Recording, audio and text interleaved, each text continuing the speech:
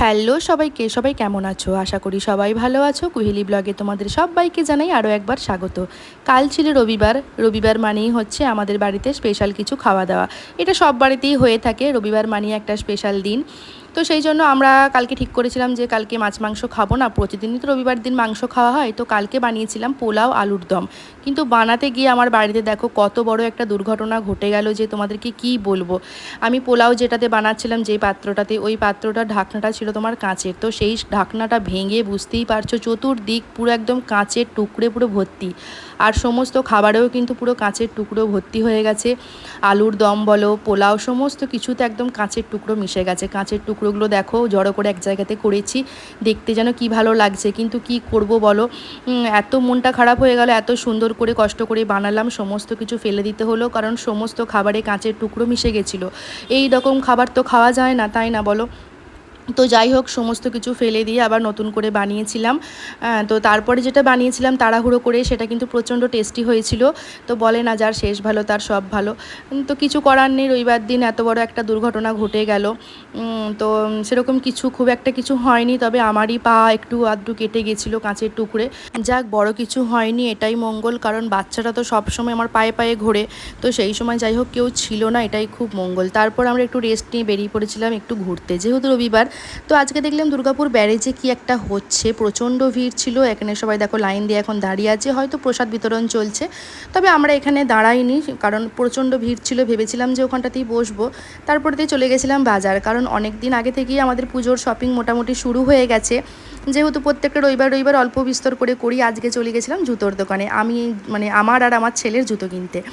তো আমিও দুটো জুতো কিনে নিলাম, কারণ আমার জুতোগুলো একদমই নষ্ট হয়ে গেছিলো, অনেক দিন জুতো কিনিনি জানো তো। তো সেই জন্য রেগুলার পরার একটা জুতো কিনেছি, আর একটা ভালো জুতো কিনেছি কোথাও গেলে এলে বা কোনো অনুষ্ঠানে পরার জন্য। তো আমার ছেলেও এখন জুতো মানে কিনছে, পছন্দ করছে। এখন ওর পা এত পরিমাণে এখন বাড়ছে যে কি বলবো। দুদিন আগে একটা কিটো কিনে দিলাম, ওটা আছে, আর একটা ভালো স্যান্ডেল কিনে দিই।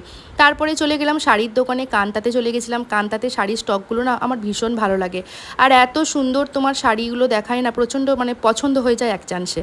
তো দুই মায়ের জন্য শাড়ি কেনা এখনও বাকি আছে, তো সেই জন্য শাড়িগুলো আমরা কিনে নিলাম। তারপরে প্রচণ্ড খিদেও পেয়ে গেছিলো, কারণ দুপুরে তো সেভাবে আজকে খাওয়া দাওয়া হয়নি। তো খেয়েছিলাম ভালো করেই, তো যেহেতু বাজার চলে এসেছি, খিদেও পেয়ে গেছিলো, চলে গেছিলাম ধোসা খেতে।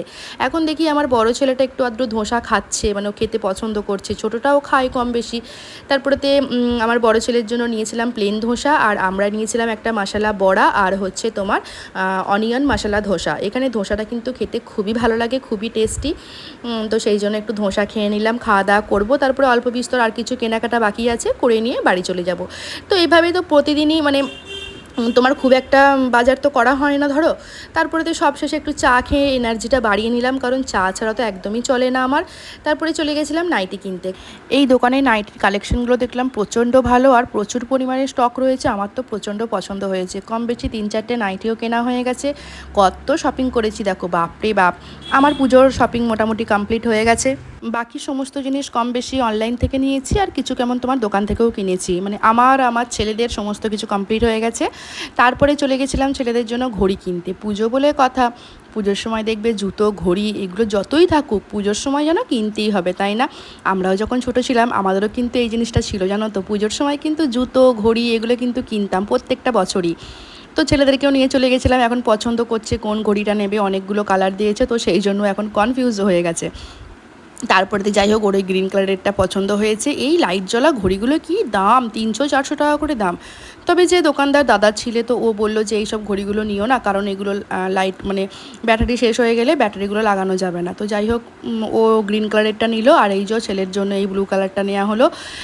তো ছোটো ছেলের জন্য, ও তো ঘড়ি পরবেই না, আর আমি ওকে ছাড়বই না। ওর বাবা এখন ওকে ঘড়ি পরাচ্ছে, ঘড়ি পরানো মাত্রই ঘড়ি টান মেরে ছুঁড়ে ফেলে দিল।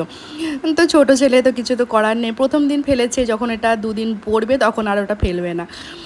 তো দুই ছেলের জন্য দুটো ঘড়ি কেনাও হয়ে গেল। ওই দেখো ঘড়ি এখন হাতে চলে এসেছে, ঘড়ি নিয়ে এখন বদমাইশিও শুরু হয়ে গেল।